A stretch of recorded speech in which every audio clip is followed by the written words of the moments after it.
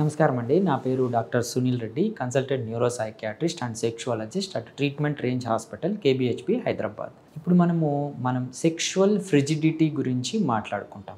ఈ ఫ్రిజిడిటీ అంటే ఏంటి అంటే సెక్షువల్ స్టిములస్ ఉన్నా కానీ, అంటే మనం ఇమేజెస్ కానీ, పోర్న్ కానీ, అమ్మాయి దగ్గర ఉన్నప్పుడు కానీ, పార్ట్నర్తో ఉన్నప్పుడు కానీ స్టిల్ అంగస్తంభన రాకుండా అతను భయపడుతూ సెక్స్ చేయలేని యాంగ్జైటీతో ఉంటే దాన్ని ఫ్రిజిడిటీ అంటాం. నేను మేల్ ఫ్రిజిడిటీ గురించి మాట్లాడుతున్నాను. ఫీమేల్ ఫ్రిజిడిటీ కూడా ఉంటుంది. అంటే అమ్మాయిల్లో కూడా ఈ భయము, ఆందోళన వల్ల వాళ్ళకి సెక్స్లో ఇబ్బందులు కలుగుతుంటాయి. అది డిఫరెంట్. బట్ మేల్లో కూడా ఏంటి అంటే ఈ సెక్షువల్ ఫ్రిజిడిటీ ఉంటుంది.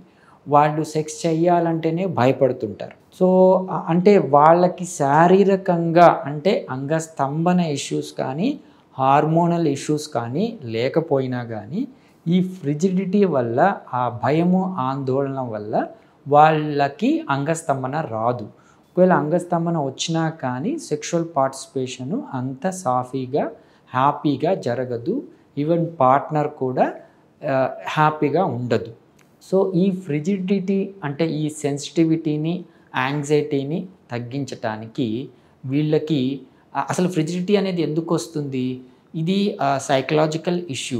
మెయిన్గా ఏంటి అంటే అతను ఆందోళనతో కానీ, డిప్రెషన్లో కానీ పాతగా అంటే చైల్డ్హుడ్ ఇష్యూస్, అంటే ఎప్పుడో ఒకసారి సెక్స్ చేసినప్పుడు పెయిన్ రావటం కావచ్చు, ఒక అసాంఘిక కార్యక్రమాల్లో ఇబ్బంది పడి ట్రమాటిక్ స్ట్రెస్ వల్ల కావచ్చు, లేకపోతే సెక్స్ చేసేటప్పుడు సింపుల్గా పెయిన్ వచ్చి దానికి మళ్ళీ సెక్స్ చేయడానికి భయపడడం కావచ్చు, పార్ట్నర్ ఇష్యూస్ కావచ్చు, అంటే సెక్స్ చేస్తున్నప్పుడు ఎదుటి వాళ్ళు ఇతన్ని ఇబ్బంది పెట్టడం వల్ల వచ్చిన కష్టాలు కావచ్చు.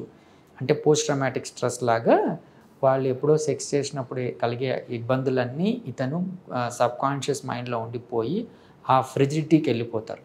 కొంతమందికి బార్డర్ లైన్ ఐక్యూ ఉన్న వాళ్ళు కూడా ఈ మేల్ ఫ్రిజిడిటీతో ఇబ్బంది పడుతుంటారు. దీనివల్ల ఏంటి అంటే వాళ్ళకి శారీరకంగా అన్నీ బాగున్నా కానీ ఈ సెక్షువల్ యాక్ట్కి వచ్చేటప్పటికి భయపడిపోతుంటారు. అంగస్తంభన ఇష్యూస్ వస్తుంటాయి. ఆర్ ప్రిమెచ్యూర్ ఎజాక్యులేషన్స్తో ఇబ్బంది పడి సెక్షువల్ యాక్ట్ కంప్లీట్ కాదు. సో దీన్ని ఏంటి అంటే మనం యాజ్ యూజువల్గా వాళ్ళ హిస్టరీ తీసుకొని ఏదన్నా ఇబ్బందులు ఈ ట్రమాటిక్ స్ట్రెస్ ఏమన్నా ఉందా, చైల్డ్హుడ్ ఇష్యూస్ ఏమన్నా ఉన్నాయా, దాన్ని రెక్టిఫై చేసుకొని దానికి అంటే యాంగ్జైటీ తగ్గించడానికో, డిప్రెషన్ తగ్గించడానికో మెడికేషన్ పెట్టి, అంటే ఈ మెడికేషన్స్ యాంగ్జైటీ, డిప్రెషన్లో వాడే మెడికేషన్స్ వల్ల కూడా కొంతమందిలో ఇలా సెక్షువల్ డిస్ఫంక్షన్స్ వస్తాయండి. సో అలా కాకుండా ఇటువంటి సైడ్ ఎఫెక్ట్స్ లేని మెడికేషన్స్ ఇవ్వటము, ప్లస్ వాళ్ళకి షాక్వేవ్ థెరపీ ద్వారా ఆ సెన్సిటివిటీని తగ్గి ఇన్ని రోజులు అంగస్తంభన లోపాల వల్ల రక్త ప్రసరణ తగ్గటం, దాన్ని ఇంప్రూవైజ్ చేయడం, అంటే ఒకేసారి శారీరకంగా ప్లస్ మానసికంగా ఇంప్రూవైజ్ చేయడం వల్ల వాళ్ళు ఈ లోపాలు తగ్గి వాళ్ళ సెక్షువల్ లైఫ్ని హ్యాపీగా కంటిన్యూ చేయగలరు. మేల్ ఫ్రిజిడిటీ ఉన్నవాళ్ళు యూజువలీ బయట చెప్పుకోలేరు.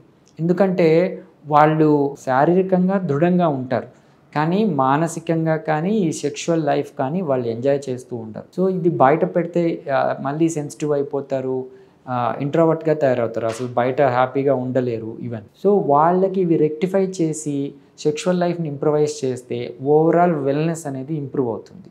దీన్ని యూజ్ చేసుకోగలరు. Thank you.